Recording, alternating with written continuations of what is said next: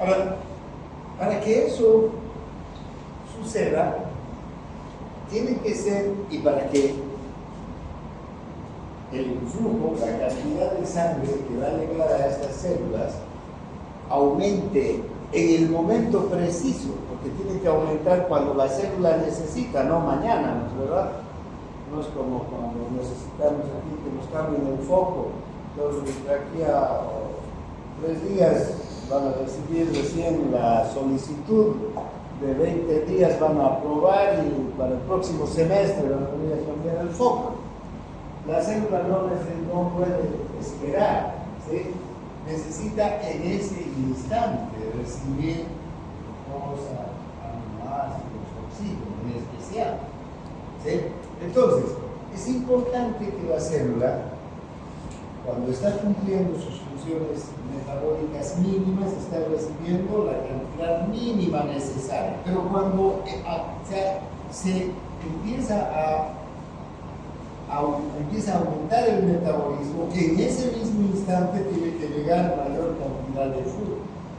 Entonces, la única forma de garantizar que la cantidad de sangre que llega a la célula sea inmediata, aumente, ¿sí?, de manera inmediata, es que sea esta célula o estas células las que controlen que llegue más flujo.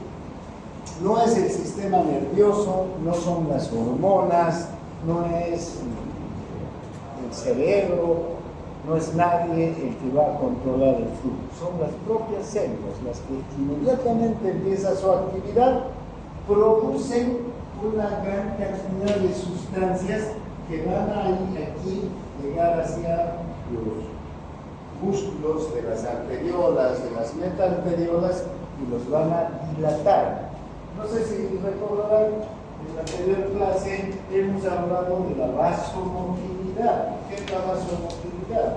Es esa capacidad que tienen las arteriolas, las metarteriolas de dilatarse y contraerse para que aumente o disminuye la cantidad de sangre que llega al tejido.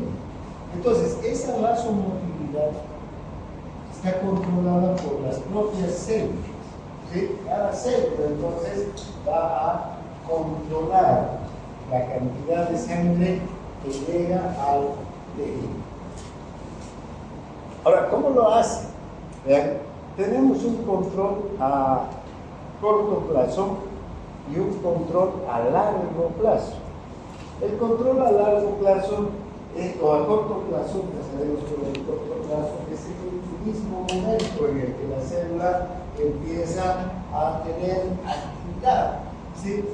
En este momento yo estoy sentado, las células, músculos, piernas están en reposo, están recibiendo 4 mililitros por minuto por cada 100 gramos de tejido, ¿sí? No necesitan más, solo necesitan esa cantidad de sangre para estar saludables, para recibir todo lo que necesitan, para que no les pase nada. ¿Sí? Perfecto. Pero yo me paro, fíjense, empiezo a caminar, empiezo a hacer estos ejercicios, muevo mis piernas. ¿Qué está pasando? Entran en actividad. En ese instante necesita que llegue sangre al tejido, hacia los músculos, porque no mañana, ni más tarde, ni de aquí a 2 minutos. Se necesita en este instante en el que he empezado a mover. Eso está controlado por cada una de estas células y por el oxígeno. Entonces, fíjense, tenemos un control a corto plazo del flujo sanguíneo. Ese control se da con cambios rápidos en el calibre del vaso. Si cuando hay reposo, el calibre del vaso es así, ¿no es verdad? El diámetro del vaso es de esta medida. Cuando entramos en actividad, inmediatamente el diámetro del vaso tiene que aumentar. ¿Para qué? El diámetro de la arteriola tiene que aumentar. ¿Para qué? Para que llegue mayor cantidad de flujo, para que aumente el caudal, la cantidad cantidad de sangre que está llegando. Luego, si me siento, después de haber estado haciendo esos ejercicios, mis músculos ya no necesitan tanta sangre, porque ya no necesitan tanto oxígeno, ya no necesitan tanto glucosa, otra vez están en reposo. Entonces, fíjense qué va a ocurrir. De haber estado dilatado el vaso, inmediatamente se vuelve a contraer para que la sangre que va a llegar sea exactamente la que necesitamos. ¿Está claro? Entonces, esta capacidad que tienen nuestros tejidos de controlar su flujo sanguíneo a corto plazo se debe a estos cambios rápidos de vasodilatación o vasoconstricción. Vasodilatación, se aumenta el calibre del vaso. Vasoconstricción, disminuye el calibre del vaso. Si aumenta el calibre, aumenta el flujo. Si disminuye el calibre, disminuye el vaso, el flujo. Por eso dice, proporcionan gran rapidez al mantenimiento del flujo sanguíneo tisular local apropiado. Entonces,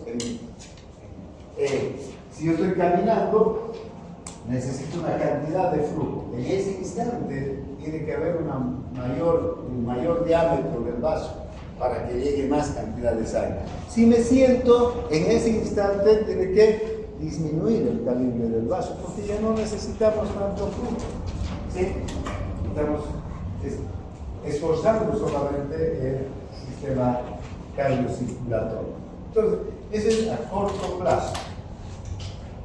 Pero también hay un control a largo plazo. Ahora sí, ya los cambios pueden ser en días, en meses o en años.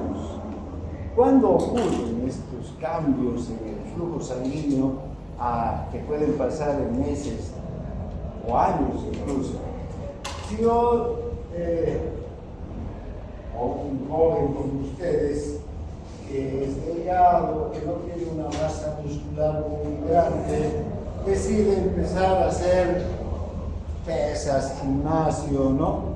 Fíjense, entonces, de aquí a un año, si todos los días va al gimnasio y alza pesas, cada día una pesa más grande, ¿no? Hace más ejercicio, ¿cómo van a estar sus músculos de aquí a un año? ¿Cómo estarán? Más grandes, más desarrollados, ¿verdad? Y entonces, fíjense, para alimentar, para proveer de oxígeno, para proveer de nutrientes a esos músculos más grandes, más desarrollados, tiene que haber un aumento del flujo. Pero ya tiene que ser un aumento sostenido, no es solamente para el ejercicio, sino para una masa muscular más grande. Entonces aquí van a venir cambios en el número y el tamaño de las arterias, de los capilares, de las venas. ¿Sí? Por eso es que han visto esos, tienen una musculatura muy grande cuando muestran sus músculos, que se nota además unas venas, ¿no? Bien marcadas. ¿Sí? Por el músculo. Porque necesitan de una mayor cantidad de flujo sanguíneo de esos músculos. Entonces tienen que haber factores angiogénicos, se llaman esos. O sea, se van produciendo nuevos vasos, van creciendo nuevos vasos, van aumentando el calibre de los vasos paulatinamente durante meses, durante años, para abastecer a una masa muscular que va creciendo.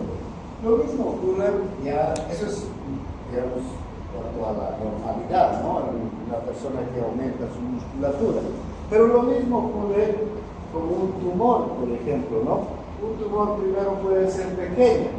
Este tumor tiene una vasculatura, vasos que alimentan, porque el tumor vive de algo, de oxígeno, de glucosa que provee el organismo. Este tumor va creciendo conforme va pasando el tiempo. Y en el propio tumor van creciendo nuevos vasos, arterias, capilares, venas, ¿no? Llega la sangre y sale la sangre también del pulmón, igual que de cualquier otro tejido. ¿Está claro? Ahora, ¿qué sucede si un deportista que tiene una masa muscular muy desarrollada tiene un accidente y queda paralizado? ¿Sí? ¿Qué va a pasar con el paso del tiempo?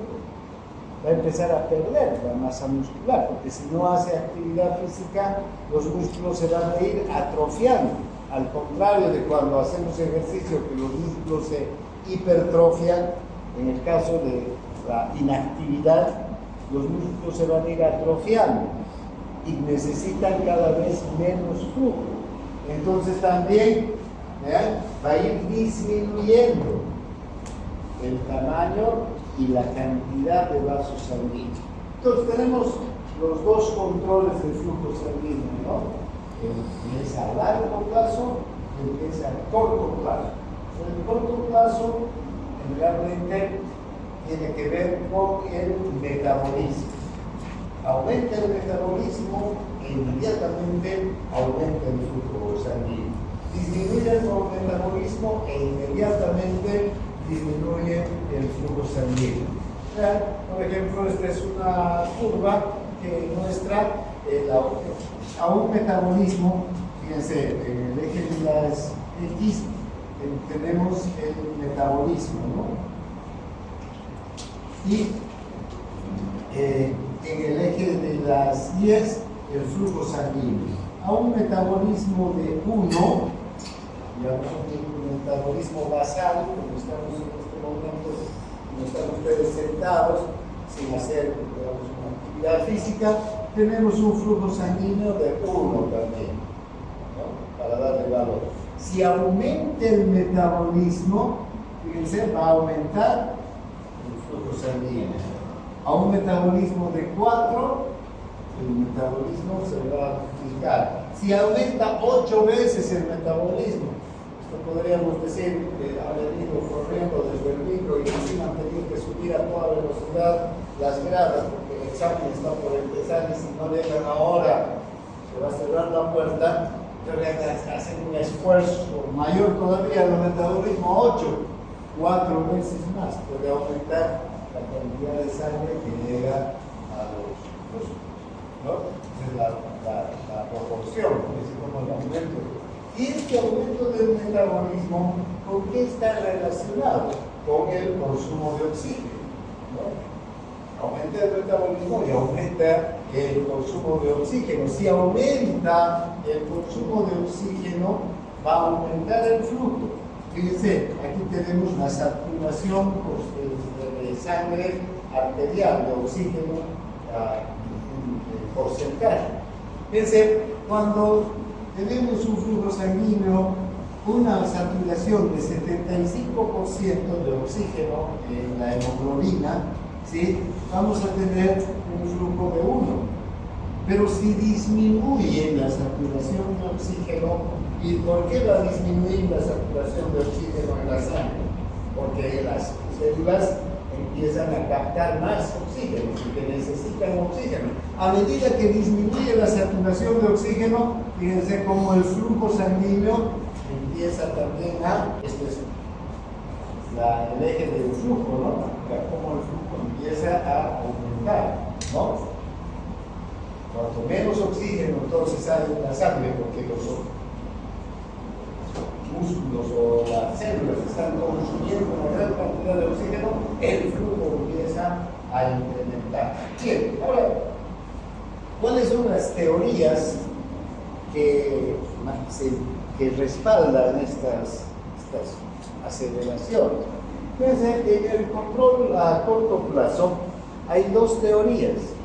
Una es la teoría vasodilatadora y otra es la teoría de la falta de oxígeno. ¿Sí?